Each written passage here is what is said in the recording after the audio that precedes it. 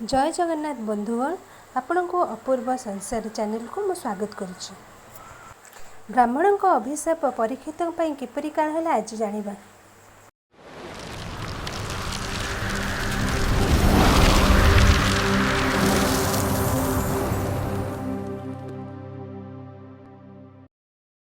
गोटे दिन राजा परीक्षित वन को शिकार करने जाइथिले।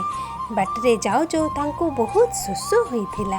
वृक्ष तले बसी जड़े ब्राह्मण ऋषि पाखक से तांकर शोष मेटाइवाई जाइथिले। ब्राह्मण जनक ध्यानमग्न होइथिबारु राजांकर आगमन संबंध में किछि जानि पारिथिले। एहिथिरे राजा क्रोधान्वित होई ब्राह्मण गलारे गोटे मृत साप को पकाई देइथिले। ब्राह्मणकर पुत्र क्रीड़ा करुवा बेले राजा सर्प पकाइबार देखि से बहुत राग जर्जरित होई राजा को अभिशाप देला। राजा 7 दिन भितर मृत्युवरण करंतु तांको तक्षक नाग आसी दंशन करू। एही अभिशाप पाई राजा मृत्युवरण करथिले।